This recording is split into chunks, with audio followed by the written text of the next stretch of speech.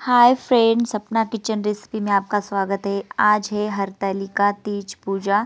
तो हम इस तरह से पार्वती माता बना रहे घर पर ही। खेत से हमने मिट्टी लाई थी और उसको पानी में भिगाकर इस तरह से हम मूर्ति बनाएंगे।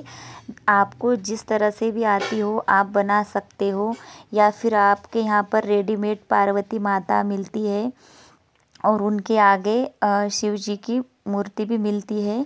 इस तरह से मिलती है तो आप ला सकते हो, लेकिन हमारे यहाँ पर नहीं मिलती।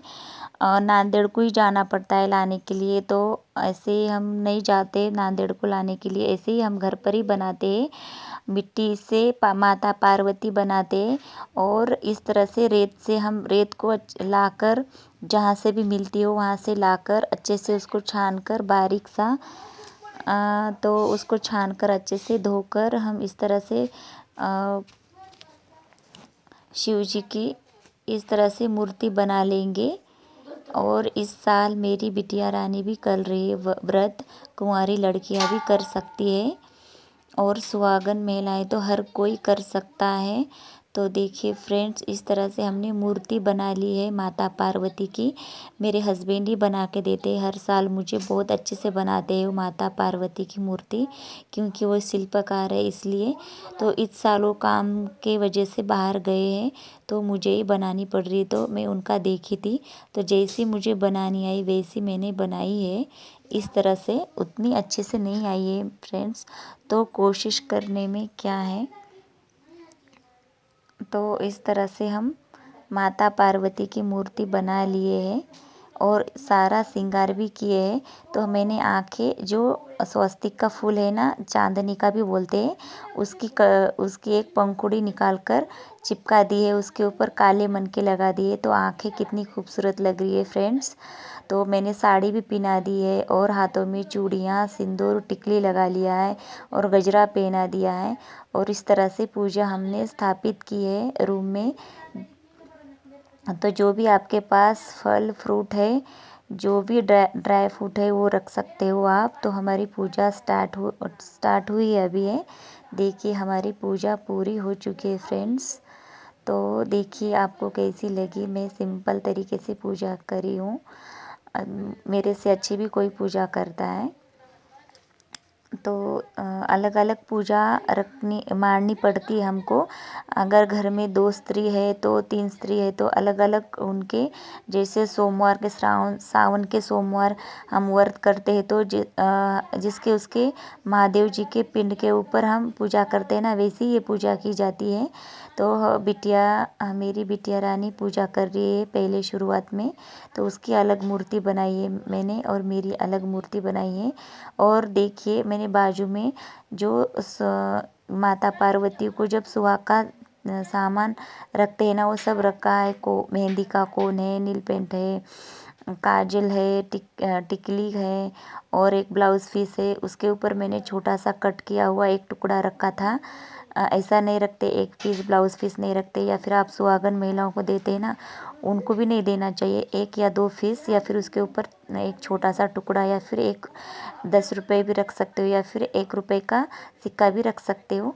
तो मैंने 11 झाड़ों के मैंने 11 पत्ते लिए हैं। तो मेरे 11 झाड़ों से भी ज़्यादा पत्ते हो चुके हैं। फूल के ले सकते हो आप, दूर्वा, आंबे के पत्ते, सीताफल के, जाम के, केना, अगारडा, झेंडू के, नींबू के, ऐसे बहुत सारे पत्ते लिए मैंने। और 108 हमको बेल लगेगा। तो हम 3 बार पूजा करनी होती है हमको। अभी शाम में 5:30 बजे या 6 बजे। तो देखिए फ्रेंड्स, पूजा होने के बाद हम इस तरह से गोदी का सामान, जो भी खारिक, वाटी, सुपारी बोलते हैं ना वो, और एक नारियल गोदी में रख दिया है मैंने माता पार्वती के।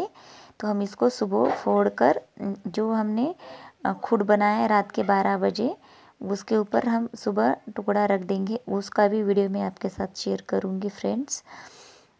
तो रात के 12 का पूजा का वीडियो मैं आपके साथ में शेयर नहीं कर सकती, लेकिन मैं बहुत थक गई हूँ सुबह से ही काम में। मतलब बहुत पूजा का सामान तैयार करना होता है, इसलिए बहुत बिज़ी थी मैं। तो मैं थक जाऊँगी, फिर सुबह गणेश गणेश बप्पा भी आने वाले हैं घर पर, तो उनकी भी तैयारी करनी है।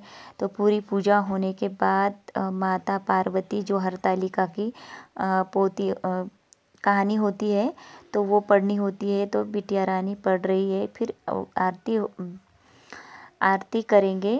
पूरी पोती पढ़ना होने के बाद 5 से 7 आरती बोली हमने, इसलिए बहुत लंबा वीडियो हो जाएगा, इसलिए मैंने वो आरती वॉइस को कट किया है और शॉर्ट वीडियो थोड़ा सा मैंने आगे भगाकर दोबारा से वॉइस मैंने इसके अंदर डाली है, क्योंकि बहुत लॉन्ग वीडियो हो जाएगा इसलिए फ्रेंड्स।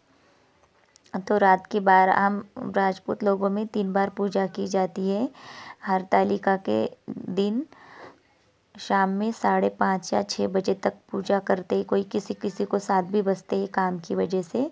तो शाम की पूजा करने के बाद रात के 12 बजे भी पूजा करनी होती है हमें, और सुबह दूसरे दिन सुबह जल्दी से उठ के 6 बजे भी पूजा करनी होती है। सुबह 6 बजे नहा धोकर पूजा करके हम मूंग की दाल, चावल और थोड़ी सी हल्दी नमक डालकर खिचड़ी बनाते हैं, उसके ऊपर घी डालकर या फिर थोड़ी सी शक्कर भी डाल सकते हैं, उसका सुबह निवेद्य बताते हैं। फिर हम विसर्जन करने के लिए गंगा या फिर आपके आसपास कहीं कुआं है या फिर किसी के कहाँ एरिया में तालाब होता है तो वहाँ जाकर हम विसर्जन करेंगे फ्रेंड्स। तो हमारे यहाँ पर तालाब है, कुएँ भी है, लेकिन हमारे यहाँ पर तालाब है तो हम वहाँ जाएंगे विसर्जन करने के लिए। फिर वहाँ विसर्जन करने के बाद हम जो नारियल फोड़ते या फिर ककड़ी फोड़ते या फिर मक्के का भुट्टा, वो सब थोड़े थोड़े हम खूंट के ऊपर रात के 12 बजे हम खूंट बताने वाले नैवेद्य उसके ऊपर रखकर हम सुबह सुहागन महिलाओं को 5 या जो हमने जितना भी 9 खूंट बनाया है वो 9 सुहागन महिलाओं को देकर उनका आशीर्वाद लेकर फिर घर पे आकर हम जो दिन भर का व्रत किए हरतालिका का तीज का, हम वो व्रत तोड़ सकते हैं या फिर गणेश जी की आरती पूजा आरती करके भी छोड़ सकते हैं, या आप फलाहार या फिर साबू की खिचड़ी कुछ भी खा सकते हो। देखिए फ्रेंड्स, हमने पूजा करके 9:30 या 10:30 बजे हमने ये खूंट तैयार किया है। तो 2-2 पूरियों के 9 बनाने होते हैं, उसके ऊपर शीरा, आटे के बिचवे, चूड़ियाँ, चोटी, हरी भाजी चने की और सीरा रखना होता है इस तरह से। और रात के 12 बजे हम ये नैवेद्य बताएंगे, पूजा करके आरती करके फिर नैवेद्य बताकर पानी घुमाकर हम माता पार्वती को अर्पित करेंगे। फिर सुबह हम 6 बजे पूजा करनी होती है इसके बाद हमको। तो वो वीडियो देखूंगी मैं, क्योंकि सुबह भी मुझे बहुत काम है। अगर हो सके तो मैं वीडियो आपके साथ में शेयर करूंगी। तो ऐसे अच्छे अच्छे वीडियो देखने के लिए मेरे चैनल को लाइक शेयर सब्सक्राइब करना ना भूलिएगा।